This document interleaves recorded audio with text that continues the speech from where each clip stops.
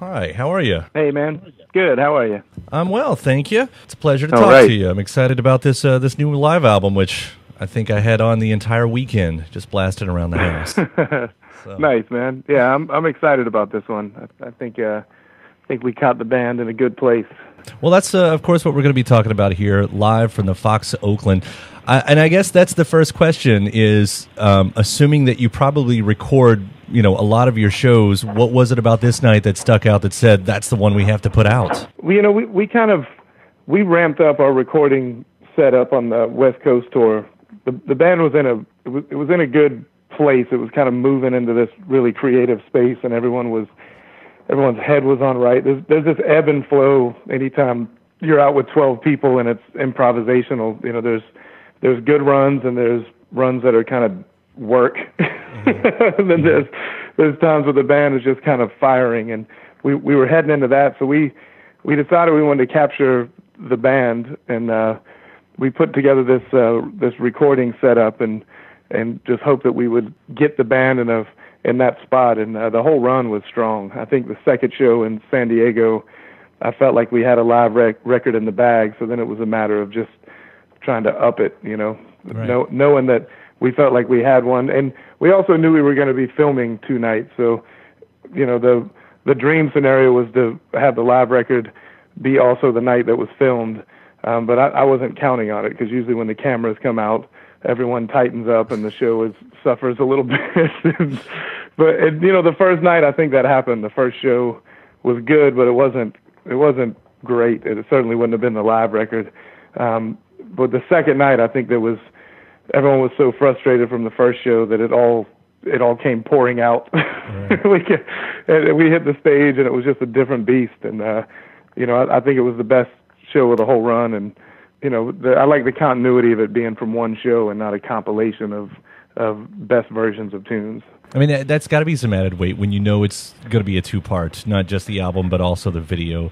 You've got to look good as well as sound good, I guess. Yeah, and there's a lot of personalities. I mean, it's 12 people on stage, so you have to try to get everybody in the same headspace and make sure everybody's, thinking the right things. And I think the first show, there was a little bit, it was in everyone's head a little bit.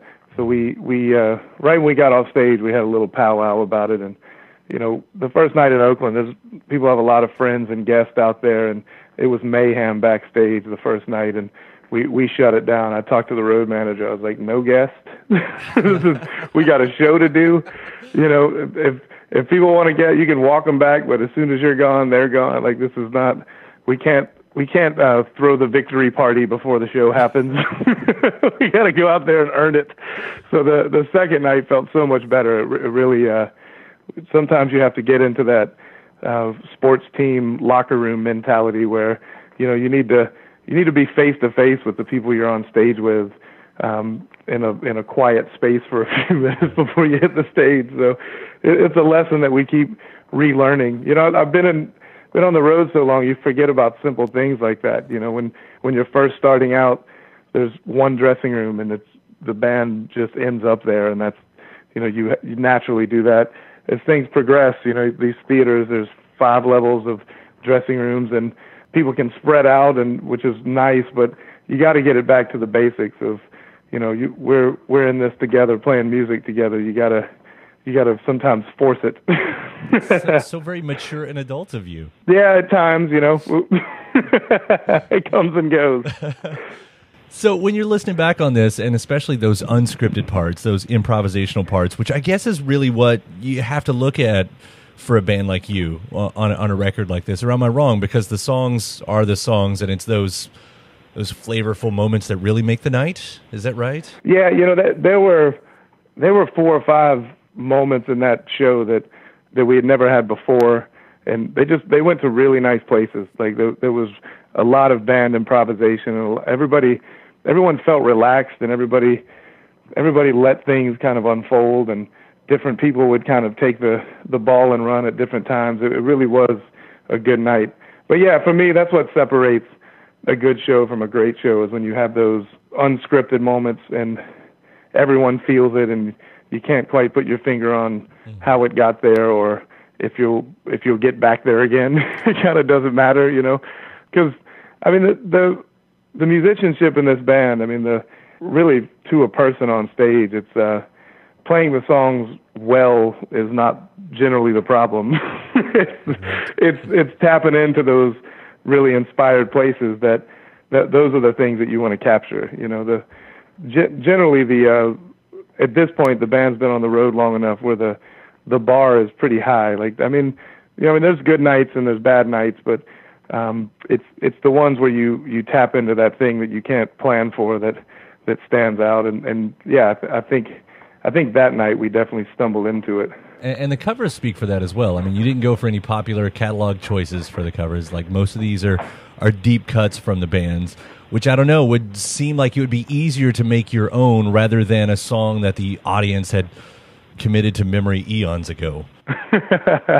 We play enough where a lot of times we're throwing tunes in just to keep the band on its toes. I mean, there's 50, 60, 70 tunes right now that are kind of in rotation, and from one night to the next, you're constantly mixing it up. I mean, there's people that'll travel from gig to gig, and you want to make sure that the set list is varying, but a lot of it's really for the people on stage too. I mean, we like working tunes to the point where you certainly know them, but it's also nice to throw 2 or 3 or 4 songs in a night that maybe you haven't played for a bit. It keeps everybody thinking, and there's some musically restless people on stage, just really creative oddballs that we live and travel with. So you got to keep coal on it, keep the thing lit. I'd kind of be curious though, for a live album, for what you guys are doing. And I guess I take this a little bit from those liner notes that David from Rolling Stone wrote about using the live album as a continuing story and not just a holdover. Like, that sort of works for you guys more than some other folks, because a lot of bands, you put out a live album and it's like, okay, here's the holdover until the next record. But this sort of feels like, I don't know, like a beast in itself. Yeah, I think the way this band operates is, we'll write a bunch of tunes, you make a record, you spend a good amount of time and energy doing that, and then you hit the road for a while. And when you hit the road, you're kind of working into the next writing session, and that's kind of when some of these songs that you wrote on the last record fully take on a life of their own, and they become maybe fully realized, And I feel like it's a step forward, and it's not. We don't go out and tour the studio record and then play all the tunes from the new record every night and push a single. It's just not the way we operate. I think it frustrates our management and things sometimes, because there'll be a song that happens to maybe catch on AAA radio or something, and we don't play it every night. We're like, well, it didn't feel good last night. We'll get back to it. It's kind of, you're always pushing, and you're always trying to find new things for the band to dig into, and sometimes it's covers, sometimes it's old tunes from our catalog, sometimes it's songs we're writing, and the live record very much is kind of the next step from the previous record. And yeah, and like you said, it's not really a filler. Right. Well, for what it's worth, though, I mean, we played the heck out of "Let Me Get By," on this last round, and luckily enough, you closed the entire set with that one on this one, so it worked in our favor this time around. I got to say, the last record we made in the studio, it really did feel. It had the feel of being on tour with the band, because everybody came down to the studio, and we just wrote tunes together as a group, and it was this natural thing that happened. And I'm thinking that going forward, that'll be the natural course of things with this band making records. It will very much be an extension of what we do on the road. But it's nice. The studio, there's different avenues you can explore that you can't on stage. You can get a little more introspective, and you can deal with sounds and things that you can't. There's subtleties that are really hard to get across in a live setting, that in the studio you can really spend time on and kind of wrap your ears and your mind around. So it's nice having the two avenues, and I feel like this band is good at both. I've certainly been in groups where they really excel in one place, and either you get it on the road and it's not the same, or the opposite, where bands that just are happy on stage, you get them in the studio and everyone kind of clams up. So this band is good. I feel like it's at home in both places, which is good. Yeah. You know, you're mentioning those avenues, and there's another one I'd be curious about, and I'm, you know, it's probably been talked about in the past, but you know, the conversational plane that you have with someone through a band like yours, especially when you're working off of, you know, the tightrope walk of improv on stage, but you have that special relationship, of course, with your wife. And I'd kind of be curious, like, how's that changed through the years beyond, like, I guess your other musicians, and has that changed the way you guys communicate off the stage as well? You know, it has. I mean, we by the time we put this band together, we had been married for almost, I guess, about a decade, and we had 2 kids, so we knew each other pretty well. But putting a band together and hitting the road, it's a different level of knowing somebody. I mean, it really is. And we went into it knowing that it's a bit of a dangerous proposition, but I think we trusted each other enough, and we felt like we had been together long enough. But it's surprised us how good it's gone.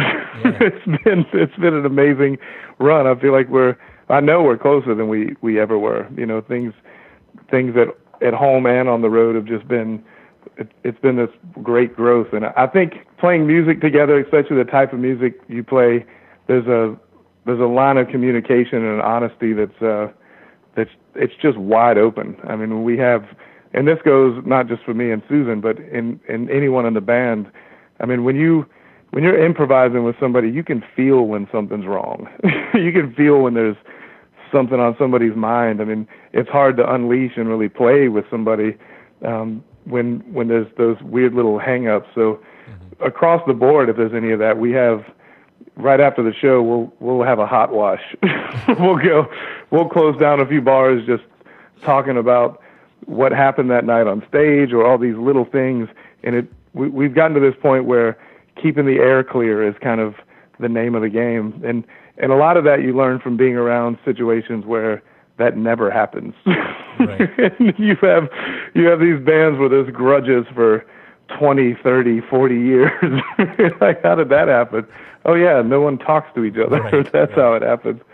So it's with our relationship with the band across the board, the line of communication is it's in a pretty amazing place right now. It's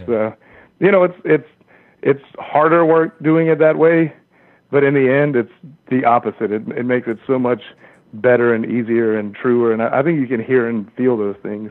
Well, I mean, the amount of work you guys put in it is completely evident in the live shows and the albums, and we've loved following everything that you guys have done so far.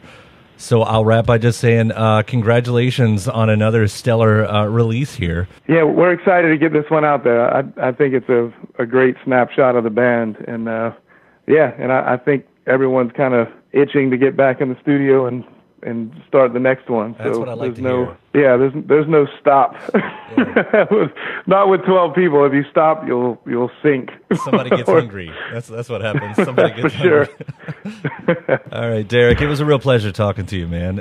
We'll see you around. Likewise, man. All right, we'll see you down the road. All right, take care. Bye-bye.